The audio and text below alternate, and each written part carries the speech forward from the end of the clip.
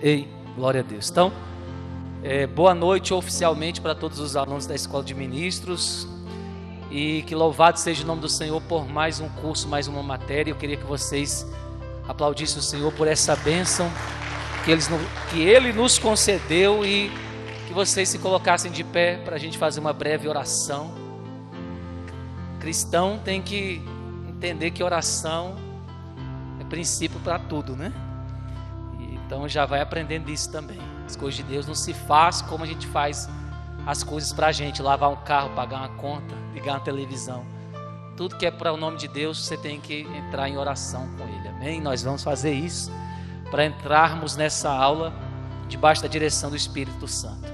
Senhor Deus, nós te agradecemos e te bendizemos, Pai, principalmente por mais uma aula de um novo curso, mais uma matéria abençoada que o Senhor nos concedeu, o privilégio de podermos aprender, para que possamos conhecer o Senhor e prosseguir em conhecê-lo, para que possamos crescer no conhecimento, na graça, e nos tornarmos mais íntimos de Ti, Senhor, e mais fortes contra as ciladas do nosso adversário, porque se o cristão não alcançar o céu, ele não alcançou nada. Se ele não chegar na Nova Jerusalém pela obediência e fé e compromisso com a Tua palavra, de nada valeu a sua vida na terra. E o nosso objetivo é esse: sermos aprovados e herdarmos a salvação em Cristo Jesus. Obrigado por esse tamanho presente que não tem preço, que é vida eterna, misericórdia sobre nós, em nome de Jesus. Amém. Aplaudo o Senhor Jesus mais uma vez, porque Ele merece ser honrado. Sempre se assente no seu lugar. Eu queria que vocês já preparassem aí a Bíblia de vocês no Novo Testamento, o livro de Romanos. Depois dos Evangelhos vem Atos, que é o livro histórico, e Romanos, a carta de Paulo. Então você vai abrir aí. Pode ser, isso. Se mova, meu filho. Aí, vê se está funcionando bem. Eu vou perguntar quem vai se candidatar em ler. Irmãos, lê pausadamente, tranquilamente.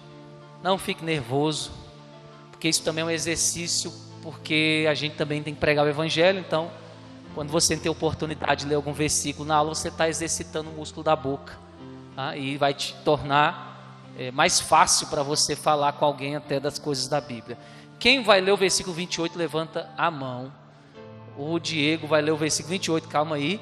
Quem vai ler o 29? Romanos, é o material, gente. Romanos 8. Você já tem o material para não ficar perdido. Tudo que eu vou falar é dentro do material e das passagens do material. Quem vai ler o 29? Débora. E o 30? Luana. Mas não faz assim, ó. Tá fazendo assim. Fazendo, balançando o dedo, parecendo que não. Aí tá fugindo. Então vamos lá. Diego, Débora e Luana, capítulo 8 de Romanos, versículos 28, 29 e 30. Pode começar. E sabendo que todas as coisas compreendem para o bem daqueles que amam a Deus, daqueles que são chamados segundo o seu propósito. Pode ir. Porquanto aos que de antemão conheceu, também os predestinou para serem conformes à imagem de seu Filho, a fim de que ele seja o primogênito entre muitos irmãos. E aos que predestinou, a estes também chamou. E aos que chamou, a estes também justificou. E aos que justificou, a estes também glorificou. Amém. Irmãos, esses versículos de Paulo tem muita coisa. Se eu fosse explicar realmente tudo que ele está falando aqui de unigênito, seria uns 4 cursos. Tamanha profundidade desse filósofo cristão chamado Paulo. Ele que fundamentou tudo que a gente entende como cristianismo, igreja, céu para gentios. Foi ele a ponte, o escolhido. Então o cara tinha realmente a capacitação, a preparação para isso. Mas o que nós vamos extrair destes versículos. As 5 fases de um ministério. Eu não vou dizer que todo mundo tem ministério. O que eu falo é apóstolo, profeta, evangelista, pastor e mestre. Não vou dizer que todo mundo tem. Mas não quer dizer que, porque não é todo mundo que tem, que a gente não tenha que saber o que é. Porque querendo ou não, a gente está misturado, está todo mundo junto. Discípulo com seguidor, quem tem ministério integral, quem tem ministério parcial, quem é do trabalho visível da frente, quem trabalha no anonimato, independente de tudo isso, estamos todos juntos cooperando uns com os outros, amém? Porque o reino de Deus é assim. O pastor precisa do porteiro, o porteiro precisa do pastor, entendeu?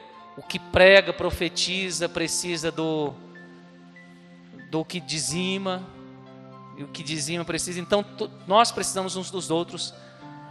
Por isso, você tem que entender do reino, que acaba, no fim das contas, estamos convivendo juntos. E se a gente não tiver entendimento, não tiver uma comunicação de grupo, o reino de Deus é prejudicado. Trabalhar sozinho, tudo bem, você faz do jeito que você quer, mas a partir do momento que você trabalha em equipe, e a igreja é uma equipe, um grupo, nós temos que nos entender e temos que ceder uns aos outros e cooperar numa visão, amém? E para que a gente entenda a visão, você tem que estudar a Bíblia. Aceitou Jesus, tem que estudar a palavra, conhecer. Porque, mas não sou pastor, mas eu vou entender qual é o trabalho do pastor e vou cooperar melhor com ele, não é? E o pastor diz, eu não sou seguidor, mas eu estudo a palavra, entendo como lidar com o seguidor. O forte consegue habitar com o fraco com o forte, e a gente consegue ir para o céu junto. Só se a gente aprender a Bíblia. Sem a Bíblia, vai virar confusão, vai entrar divisão, briga, contenda, amém? Então pode ver, toda pessoa que dá trabalho são pessoas que não se converteram verdadeiramente. Pastor, o que é se converter verdadeiramente? É você dar continuidade àquele apelo que você fez, né? Eu aceito, congregando, orando, estudando a palavra. No momento que você não quer estudar a palavra, você não está sendo discipulado. Então você se torna um campo fértil para o adversário, não para o Espírito Santo. Então, por isso que eu falo que o culto de doutrina é obrigatório, é o único culto onde você é discipulado realmente. Amém? Assim como os cultos de oração. Tá? E os demais também têm a sua importância, mas a base da oração e do aprendizado, base é base. Beleza? São 5 fases no ministério de uma pessoa, que começa desde o conhecimento de Deus a respeito dessa pessoa até a glorificação. Até Jesus passou por fases. Que em João tem um texto que eles queriam algo e Jesus falou: o Filho do Homem ainda não foi glorificado, esperando a fase concluir. Jesus veio dar o exemplo que devemos respeitar o processo e passar as etapas. Ainda que você não tenha um ministério de frente, mas vai haver etapas na sua vida também cristã. Fases, onde você vai amadurecendo, crescendo, se consolidando até ser confirmado por Deus. Já viu? Tem crente que não é pastor, mas ele vive a vida toda no Evangelho, morre crente. Ele consegue andar as fases até receber aquela maturidade, aquela consolidação que o testifica como, né, garantido, né? Então isso é muito bom. Outros não, mas a vontade de Deus é essa, que permaneçamos andando as fases sem pular e galgando aí no reino de Deus mais autoridade, mais conhecimento, mais fortalecimento. Então não dá para você pular da primeira fase para a quinta, nem da segunda para a quarta, da primeira, segunda, terceira e aí vai. Então hoje nós vamos falar um pouquinho da primeira fase, também do ministério de alguém. Tem um versículo que eu tiro aqui de forma tipológica, vocês leram, porque eu falo, gente, na aula eu não tô dando aula aqui, porque a gente não tem nem tempo para dar aula em 30 minutos. Eu só estou, eu sou um monitor aqui, estou só dando uma passada geral, né, no assunto que vocês já estudaram na semana. Então é importante o estudo na semana, ok? Esse texto aqui de Êxodo 39, são aí aproximadamente 10 versículos, do 33 ao 43, tá? É uma tipologia da onde começa a primeira fase na vida, no ministério de alguém. Se alguém aqui tem ministério, chamada de Deus, já vai aprender algo muito bom hoje.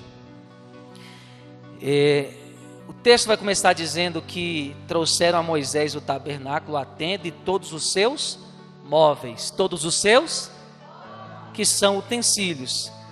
Gente, colchete, tábua, eu estou resumindo o versículo que vocês já leram. Colchete, tábua, varal, coluna, base, coberta, tinta, pele de texugo, véu, arca, que é o objeto mais venerado, que tipifica mesmo o próprio Deus, a presença augusta de Deus, lâmpada, castiçal, azeite, altar de ouro, incenso, coberta da porta, altar de cobre, crivo de cobre, varal, pia, base da pia, cortina, pátio, né? As colunas, outros tipos de cobertas e cordas, pregos, né? E aí vai indo. O que nós vemos aqui? Várias peças, sim ou não? Tudo misturado. Tudo misturado. Prego, corda, coberta, pelo, arca, utensílio sagrado, candelabro, vela do candelabro, está tudo misturado. Conforme o Senhor ordenou. Você chega na igreja, irmão, cada um aqui é uma peça, mas está todo mundo misturado. Só que no meio dessa bagunça, Deus vai começar a conhecer quem é você. Então o povo traz as peças para o tabernáculo, entregam a Moisés, e elas são colocadas todas juntas no mesmo lugar. Isso aqui é quando o tabernáculo estava sendo montado. Irmão, quando você pega o pula-pula aqui para o dia com Deus, o pula-pula vem montado? Não, está tudo misturado. Quando você compra uma coisa na internet que é de montar, eu comprei uma vez, irmãos, um rackzinho para guardar minhas coisas com 3 portas. Na foto parecia grande. Falei, eita, esse aqui vai ficar top, é o que está faltando no meu escritório. Comprei, irmão.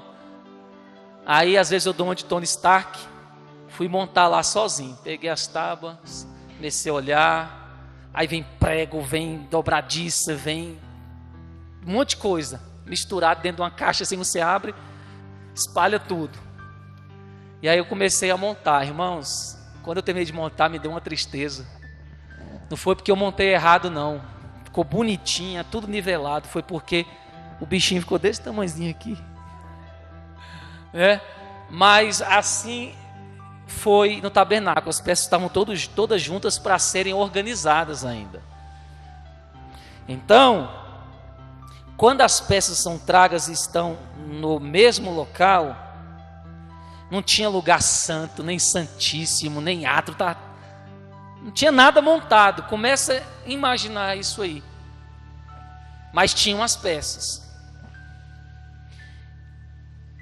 O que eu quero dizer com isso? Que nós somos as peças desse tabernáculo original, que se chama igreja, que compõe o reino de Deus.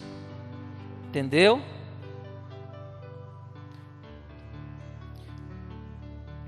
Que momento é esse da primeira fase, gente? É o momento de ver o compromisso de cada peça. O compromisso de cada servo, cada ministro com seu ministério. Por quê? Porque agora é a hora de você começar a se posicionar no local que você deve se posicionar. Se a peça ficar parada ali, faz de conta que ela é uma peça do santo, vamos dizer, um candelabro.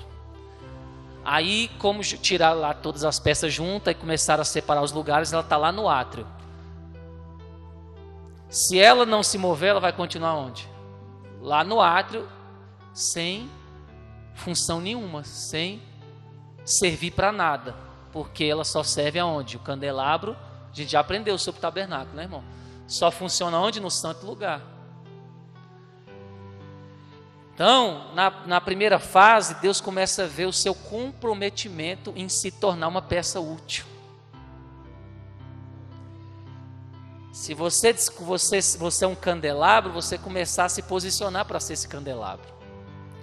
Se você é o prego, se posicionar para ser esse prego, para fazer a função de um prego. E cada peça, por conseguinte.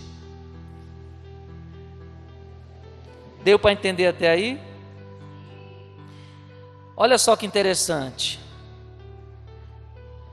Deus vai falar para você, você já deve ter estudado sobre livre-arbítrio.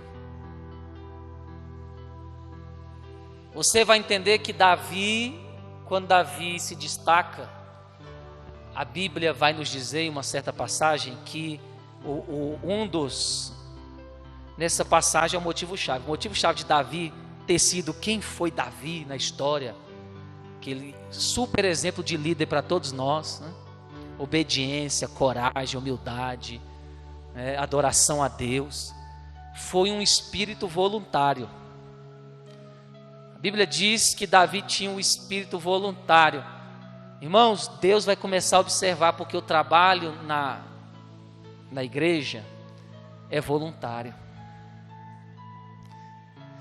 Toda pessoa que fica parecendo um viajador de maionese, por mais que o líder pega, vem aqui cantar, vem aqui fazer isso, ele não vai permanecer. Por quê? Porque ele mesmo não tem percepção de que é ele que tem que decidir o que ele quer. Como pastor, eu já cansei nesses mais de 20 anos, irmão, de tentar ajudar a pessoa e a pessoa parar de novo. E eu perguntei, Deus, por quê? Aí Deus fala, porque não é você que tem que se voluntariar por ela, é ela que tem que se voluntariar e querer ser útil, estar no local dela e fazer o que ela tem que fazer como uma das peças. O trabalho é voluntário, tem que partir de você. Se você não quiser ser útil, ninguém pode te obrigar, nem Deus. E muitas pessoas chegam na igreja com esse pensamento, ficar esperando Deus ficar revelando, falando o que ela tem que fazer. Deus na misericórdia até ajuda, mas não faz, ajuda. Fazer uma coisa, ajudar, até ajuda, até pode usar alguém para te aconselhar, como temos os cursos que aconselham, para na própria revelação dos dons. Mas o segredo tem que ser você entender, se entender, saber o que você quer, que peça você é e começar voluntariamente a agir em prol disso. Muitos problemas da igreja estão nisso, falta de voluntariedade. A pessoa prega, profetiza, não é porque alguém ficou falando, faz assim, diz assim, eu te digo. Não, ela pegou e foi lá e fez o que ela tinha que fazer. Pode ver, pessoas que não são voluntárias, elas caem e ficam. Pessoas que são voluntárias, se elas caem, elas não ficam caídas. Porque elas entendem o porquê da disciplina e se arrependem e falam, vou fazer certo agora e vou tomar o meu lugar. Deus começa a observar as peças, quem se voluntaria, quem não se voluntaria. Quem faz ou quem fica esperando acontecer, ele observa isso. Mas olha que interessante, Deus coloca o prego, que um dos tipos do prego é apoio, ajudar, colaborar, cooperador. Moisés não tinha Josué, Elias não tinha Eliseu, Jesus não tinha os 12. Então ele pega um prego e coloca perto da arca, que tipifica autoridade, liderança. Para que ele faz isso? Para observar como é que a gente se comporta juntos na tarefa de servir, de ser útil. Será que o prego vai querer, não vou ser prego não, ou vou ficar aqui fazendo base para ajudar essa arca? Não. O prego, se ele apoia, ele apoia. Se a pessoa sabe que tem que dizimar, ofertar, isso é uma peça que as pessoas muitas vezes reclamam, porque não conhece a Bíblia. Mas se ele tem o papel de prego para dar suporte, ele vai ter que dar esse suporte, porque ele está sendo observado. Assim como a arca tem que exercer sua liderança. A arca conhece mais Bíblia, a arca tem mais unção, a arca tem mais autoridade, mais experiência, está lá na frente do que o prego, ó. Mas ela tem que saber que precisa do prego. E Deus observa isso.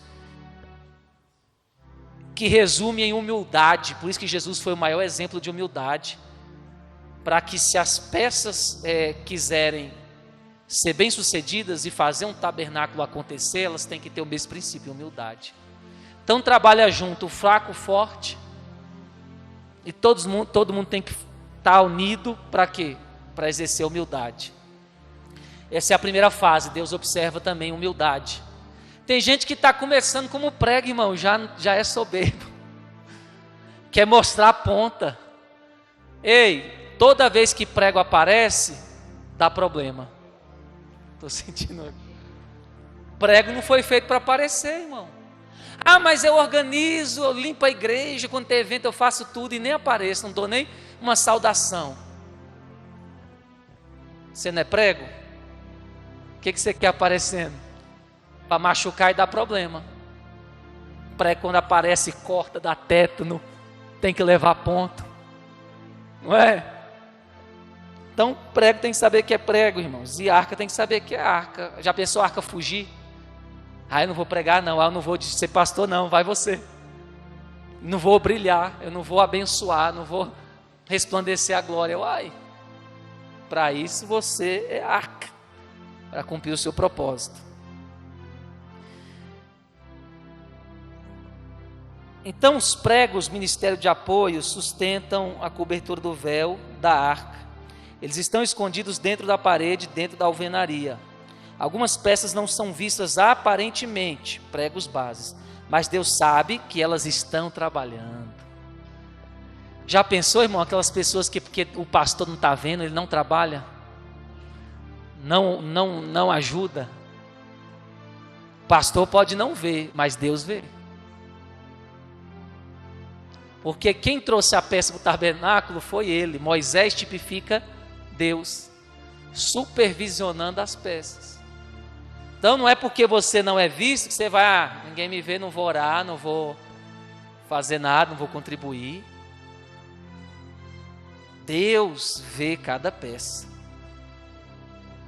independente se ela seja apoio, se ela seja, vamos dizer aqui, o linha de frente, que é muito dito no nosso meio.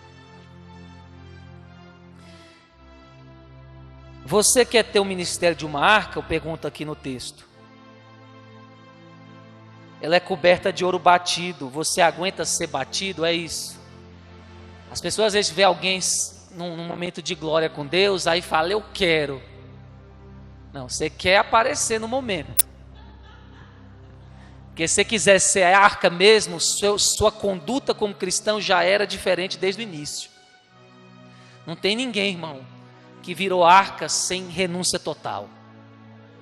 Ninguém que virou arca sem apanhar, sem reclamar.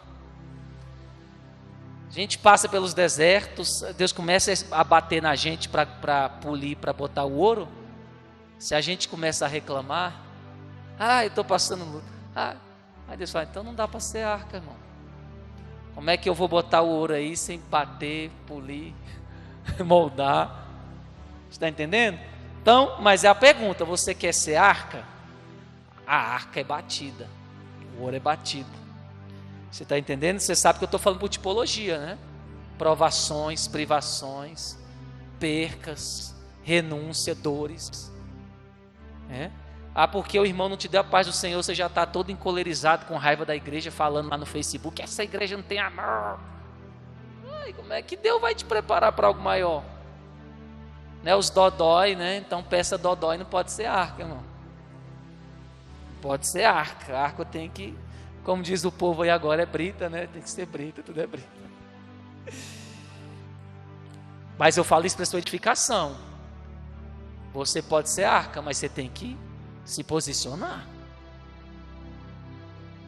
Tanto que os levitas que receberam a incumbência de levar a arca nessa época, que são os coatitas, eles não receberam carros.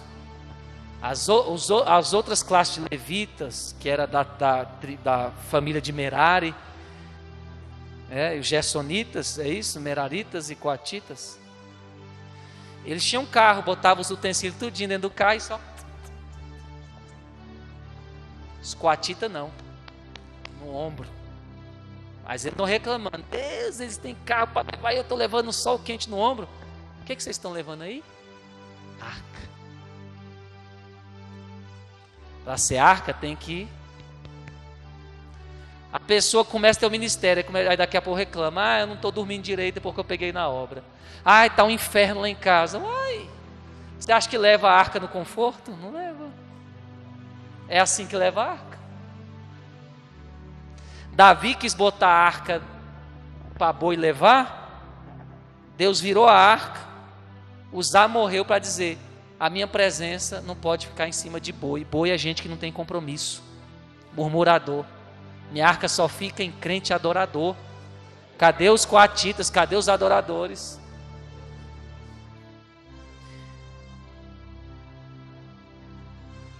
Então, para ser arca, ser batido, tipifica uma vida de quebrantamento, jejum, oração, humilhação. Geração que não gosta de jejuar, irmão, ser arca. Você vê que não fica, Deus põe no altar, o mesmo Deus tira. Carne aqui no altar não, sai para lá.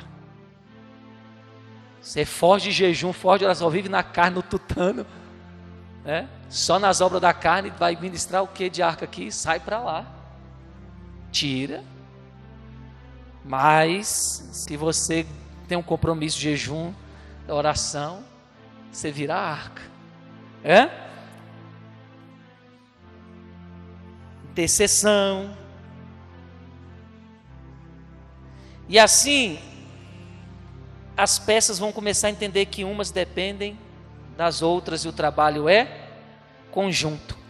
Essa é a primeira fase. Deus está te conhecendo. Então, não morra na primeira fase, irmão. Tenha bom ânimo, né? Tenha bom ânimo. Deus é que está no controle do projeto, irmão. Eu lembro que quando eu comecei a iniciar meu ministério, eu passava por muitas coisas, mas nada tirava de mim a certeza de que eu estava no local certo, no rumo certo, que quem chamou sabia o que estava fazendo. E eu peço que você tenha essa mesma fé em nome de Jesus. E resumindo a primeira fase para a gente fechar, Deus inspeciona peça por peça, mas Ele ainda não exige a posição correta para cada uma delas. Ou seja, Ele vai te inspecionar o seu trabalho, mas não quer dizer que você já esteja na posição certa ainda. Você está trabalhando num local, mas pode ser que futuramente Deus te mova para outro serviço. Muitas pessoas que eram evangelistas, depois Deus mudou o ministério, não, pastoral. Ou eram pastores, acabou, vai embora, vai no mundo. Vai nas casas, vai por aí, evangelista. Exemplos. Tem N exemplos. Não quer dizer que você já esteja atuando numa área que você está na área, não. Deus deixa tu atuar, mesmo que você não esteja na área certa ainda. E aí Ele vai encaixando a peça. Tudo é um trabalho, etapa por etapa. Nem Deus, irmão, sai pulando as coisas, quanto mais nós não podemos. Amém? E para fechar e terminar, viu, pois, Moisés toda a obra. Moisés tipifica Deus, então Deus está vendo toda a obra, de cada um. Visto ou não, muita responsabilidade ou não, está sendo vista. E apesar das peças estarem separadas, Deus vê a obra como completa. Isso que é lindo. Estamos começando, mas Deus já vê você completo lá na frente. Se Deus tem fé na gente, irmão, por que a gente não tem fé na gente mesmo, né? Deus, quando te chama, você não está começando, Ele já te viu lá no auge do seu ministério. Deus já te viu lá na última fase, pronto, 0 bala, né? Na glorificação, e a gente tem que ter essa fé, irmão. Porque Deus é onisciente, Ele já vê passado, presente e futuro. Então a gente tem que ter essa fé de que nós vamos chegar lá. Amém? Vamos aplaudir o Senhor Jesus. Deus abençoe, obrigado. E a gente já vai entrar na reunião.